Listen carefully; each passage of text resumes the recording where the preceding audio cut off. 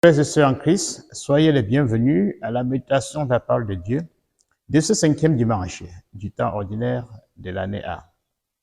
Dimanche dernier, avec les béatitudes, on avait l'impression que le Christ voudrait que nous nous intéressions uniquement des valeurs du royaume aux dépens des valeurs terrestres. Mais aujourd'hui, avec l'évangile que nous avons écouté, alors le Christ nous exhorte, nous dit qu'il n'est pas venu apporter un angélisme. Comme disait Monsieur Dormont, que l'Église ne doit pas conduire les hommes au ciel comme si la terre n'existait pas. Donc, vive les béatitudes, profite plus à notre terre et également au royaume. Il dit dans l'évangile d'aujourd'hui, vous êtes le sel de la terre, vous êtes la lumière du monde. Que pour bien comprendre, posons-nous la question, quelles sont les propriétés de ces deux éléments, le sel et la lumière? Quelles sont les propriétés du sel?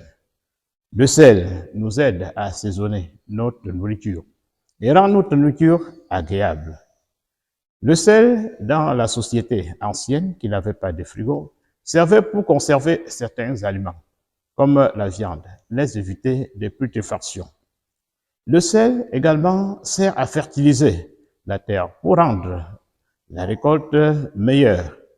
Alors quand le Christ dit, vous êtes, il nous doit, nous chrétiens, vous êtes le sel de la terre, cela voulait dire, en votre, si vous êtes absent, c'est que la terre n'aura pas de goût. Si vous êtes absent, c'est que le monde va entrer en putréfaction, en décomposition. Si vous êtes absent, c'est que le monde ne sera pas fertilisé, n'aura pas une bonne récolte. Alors, avec quoi nous rendons le monde productif? Avec les vertus et avec la conservation de ce qui est meilleur. Nous donnons du goût à notre monde. Nous rendons le monde agréable. Et les propriétés de la lumière. À quoi sert la lumière? La lumière sert à nous éclairer, à dissiper les ténèbres.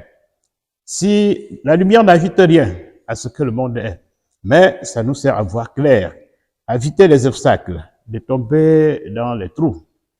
Et la lumière sert également à réchauffer la nourriture, ou à cuire la nourriture, ou à réchauffer des relations entre les hommes. Donc nous les chrétiens, nous sommes la lumière du monde lorsque nous dissipons les ténèbres des vices et de l'erreur. Quand nous-mêmes nous brillons à travers nos bons exemples, nous pensons que nous le faisons à nous-mêmes, mais non, nous le faisons aux autres. Alors, devenir sel et lumière du monde, c'est ce que dit Isaïe dans la première lecture. C'est donner à manger à ceux qui ont faim, c'est vêtir ceux qui sont nus, c'est faire disparaître la souffrance du pays. C'est, en fait, c'est faire reculer le mal. Alors que c'est la mission que le Seigneur nous prescrit. Et nous ne pouvons effectivement accomplir cette mission qu'en vivant les béatitudes. Et le Christ nous donne l'impression, ou bien nous instruit, que nous pouvons perdre notre saveur.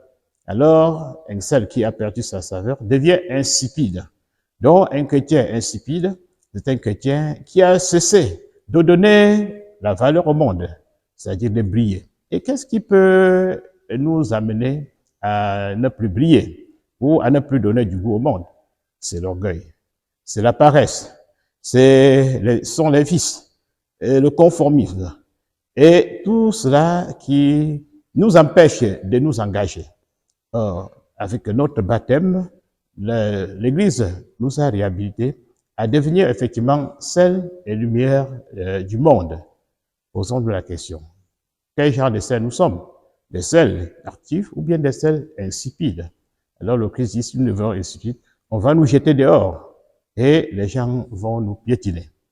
Si nous devenons des lumières qui ne brillent pas, cela voudrait dire que nous ne sommes plus attachés à la source qui est le Christ lui-même, d'où nous devions veiller en sorte à ne pas nous détacher.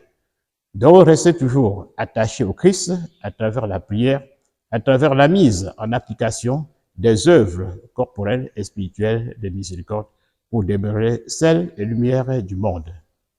Ainsi, prions le Seigneur qu'il réchauffe encore nos ailes, que nous soyons beaucoup plus engagés, bien sûr, dans l'humilité.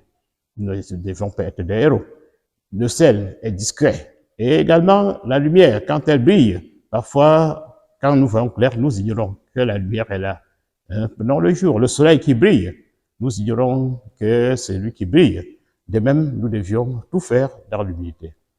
Nous vous remercions et vous donnons rendez-vous pour dimanche prochain.